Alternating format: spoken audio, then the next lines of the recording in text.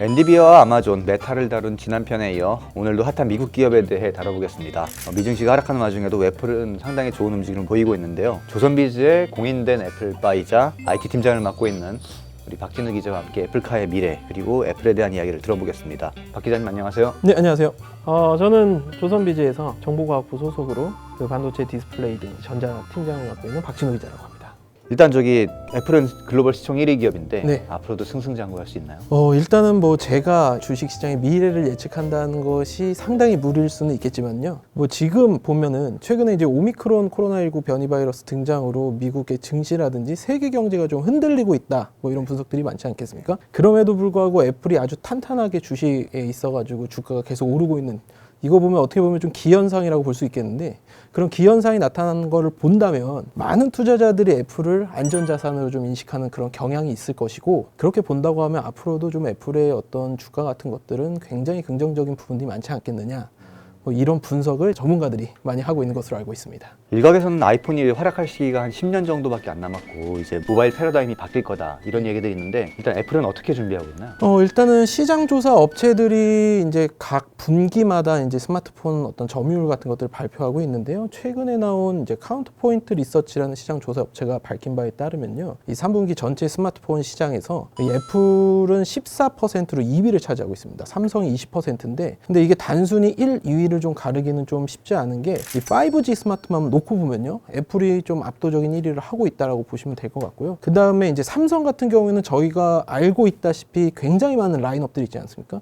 그리고 중국의 업체들도 그렇게 많은 라인업을 가지고 이제 점유율을 확대하고 있는데, 애플 같은 경우에는 저희가 봐도 굉장히 스마트폰 라인업 단순하단 말이죠. 그걸로 세계 2위를 하고 있다라는 거 본다면 사실은 애플의 잠재력, 그러니까 모바일 잠재력은 아직까지도 그 여력이 조금 남아있다라고 보시면 될 것 같고요. 그 다음에 이제 모바일이라는 기기가 저희가 생각했을 때는 사실은 스마트폰 하나만 생각하기가 쉬운데, 지금 제가 여기 차고 있는 워치라든지, 그리고 많은 이제 분들이 교육용으로도 많이 사용하고 있는 태블릿 같은 경우에는 모두 다 모바일 기기에 들어가면서 또 애플이 시장 1위를 차지하고 있는 분야라서요.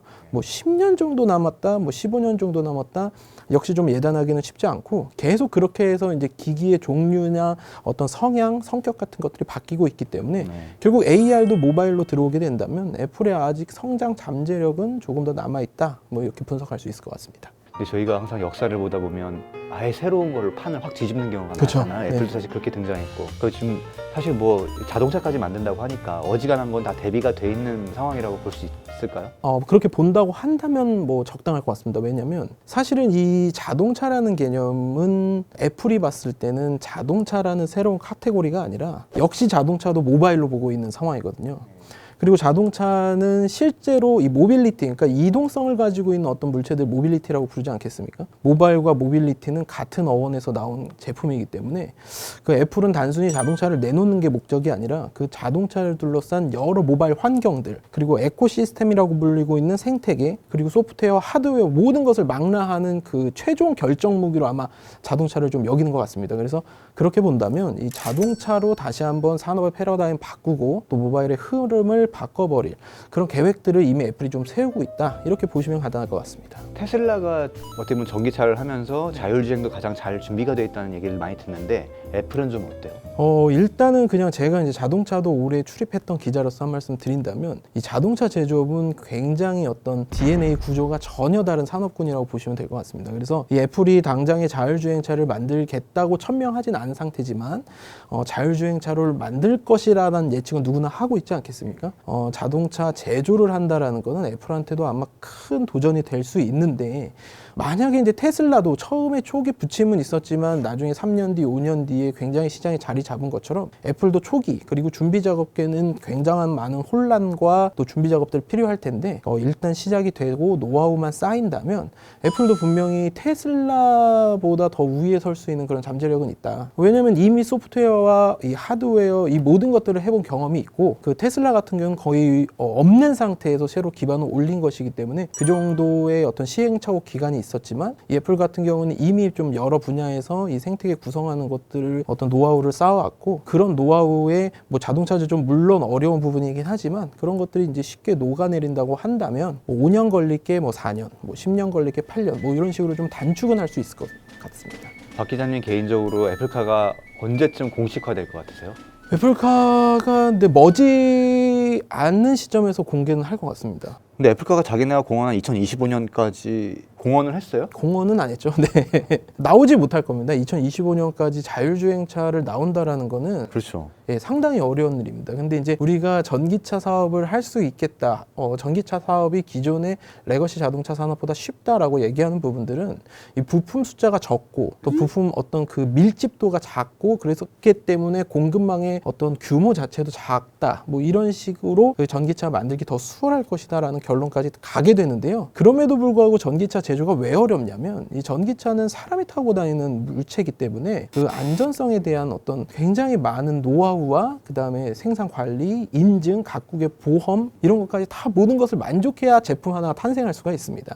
테슬라도 초기에 그것 때문에 되게 많은 고생을 했고요. 그러니까 그렇게 본다면 애플이 그런 식의 노하우를 쌓아가는 것 자체가 굉장히 어렵고요. 그 완전 자율주행차라는 것은 이제 미국 자동차 학회가 만든 그 레벨에 따라서 이제 좀 등급이 달라지는데 지금 기술 수준은 레벨 2.5 정도, 2, 3, 4, 5 이렇게 나가는데 그것도 우리가 이제 중간에 어떤 구분을 짓기 위해서 지금은 한 2.5 정도라고 판단을 하고 있어요. 근데 레벨 3만 돼도 지금 모든 각국의 법 때문에 지금 상용화가 어려운 상태입니다.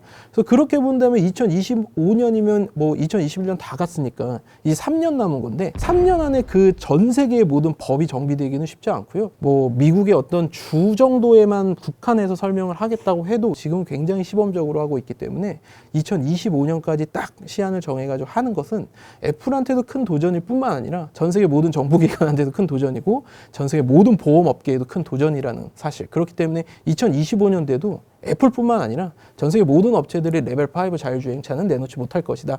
뭐 그런 예상들이 굉장히 많습니다. 근데 애플카 개발 인력이 많이 퇴사한다는 얘기들도 좀 있더라고요. 근데 그거는 뭐 테슬라도 마찬가지고요. 아우디 폭스바겐도 마찬가지고 벤츠도 마찬가지고요. 늘 그 개발 인력이라는 것은 한 곳에 오래 진득하니 하시는 분들도 있겠지만 그 어떤 인력의 좀 순환을 통해 가지고 만들어지는 부분도 있어서 그 지금 뭐 세계 유명한 자동차 회사들 혹은 테슬라에서 굉장히 뭐 자율주행이나 전기차 만드시는 분들 테슬라에서만 뭐 계속 일하신 분들도 없고요. 이런 보도들 나올 때마다 조금 애플카 프로젝트 흔들리는 거 아니냐? 테슬라가 좀 흔들리는 거 아니냐? 이런 후속 보도들이 이어지고 하는데요. 사실은 그냥 어떤 흐름이라고 봐야 되고요. 그게 뭐 크게 어떤 대세에 영향을 줄 수는 없다. 결국에는 기업의 활동이라는 것은 최고 경제의 의지와 자본력이 뒷받침돼야만 이루어지는 것이라서 뭐 이런 인력 교환들은 뭐 어느 산업 분야에서나 일어날 수 있는 것이다라고 보시면 적합할 것 같습니다.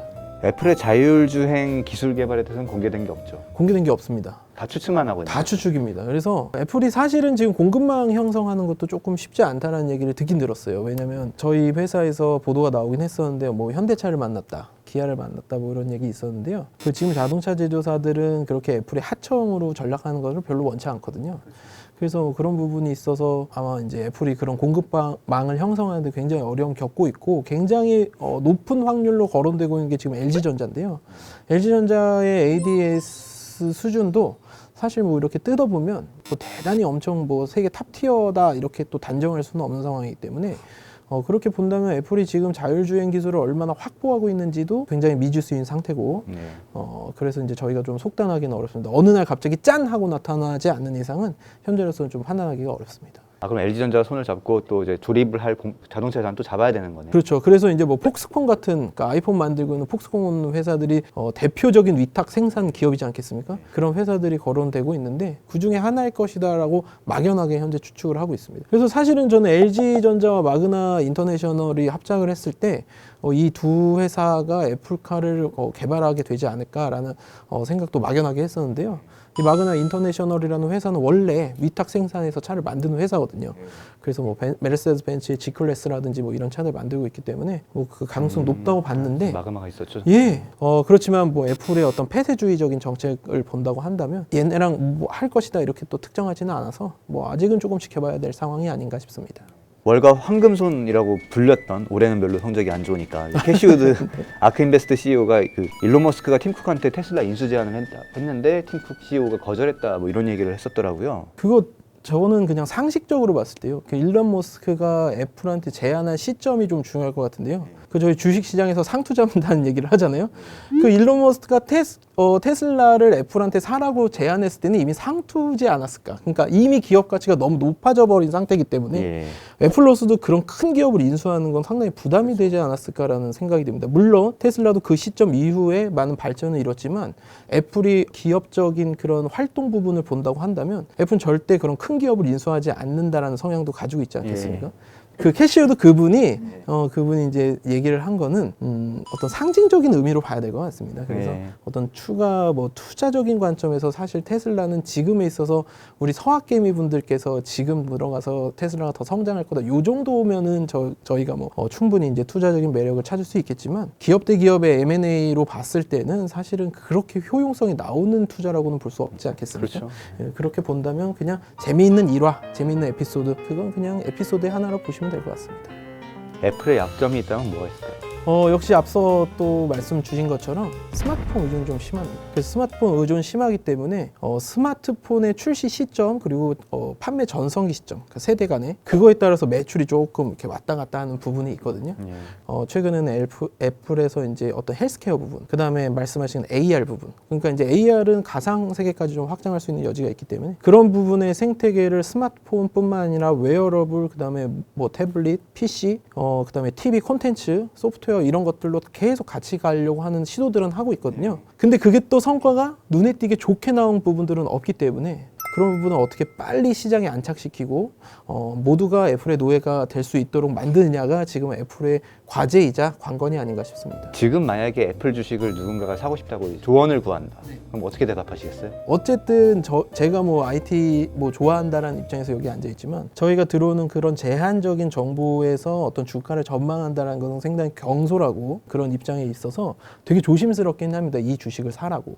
근데 현재 그 오미크론 변이라는 아주 미중류의 어떤 재앙이 인류에게 닥쳐온 상황에서도 미국 증시에서 애플의 주가가 다른 거 다 떨어지는데 빅테크에서도 독야청정 오르고 있다라는 점 본다면 이게 이제는 애플의 주가라는 것 그리고 주식이라는 것은 어떻게 보면 사람들한테 금처럼 인식되는 그런 부분도 좀 있는 것 같아요.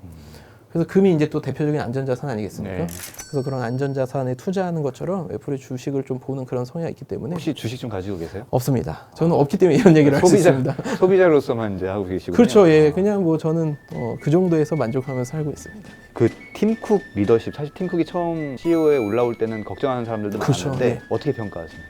일단 한번 실제로 만난 적이 있습니다. 저는 팀 쿡을.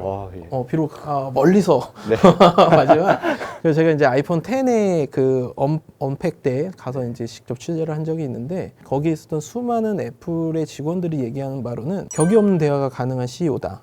그래서 뭐 아무리 이제 하단의 직원이라도 항상 경청하려는 자세가 있고 굉장히 좋은 리더십을 가지고 있다라는 평가들을 당시에 했었는데요. 실제로 팀 쿡에 향한 어떤 유명 경제 매체들이나 세계 각국 리더들이 하는 평가도 크게 다르진 않습니다. 스티븐 잡스가 굉장히 독단적이고 독선적인 인물 그리고 외골수적인 천재라고 한다면 팀 쿡은 협상 가능한 그리고 굉장히 유연한 리더십을 좀 평가받고 있거든요. 지난 10년간 애플의 주가를 보더라도 아마 그런 부분들은 굉장히 많이 느낄 수 있다고 생각하고요. 애플을 만든 건 스티븐 잡스지만 애플을 키운 건 파라리 팀 쿡이라는 말이 있을 정도로 내부에서는 굉장히 많은 어떤 좋은 평가를 받고 있습니다. 근데 만약에 스티브 잡스가 계속했으면 애플카도 지금 나와 있지 않을까요? 뭐 시제품 정도는 나와서 뭐 돌아다니고 뭐 이랬을 그랬을 텐데. 수 있을 것 같아요. 그렇죠. 아무래도 이제 팀 쿡은 관리의 또 달인이고 재고의 어떤 애플 재고 시스템을 완전 바꿔놓은 것처럼 그런 부분에 있어서는 굉장히 신중한데 스티브 잡스는 또 쇼잉이 좀 있는 사람이라서 아마 애플카 이미 저희가 만나볼 수 있었죠. 머스크랑 많이 싸우면서 네, 아마 뭐 트위터나 이런 데서 설전을 엄청 펼쳤을 겁니다. 네. 네, 오늘은 하락장에서도 굳건히 살아남고 있는 애플에 대해 들어봤습니다. 네, 다음 편에도 또 다른 글로벌 기업, 주목할 만한 빅테크 기업 한번 얘기 나눠보겠습니다. 다음 편에서 뵙겠습니다. 네.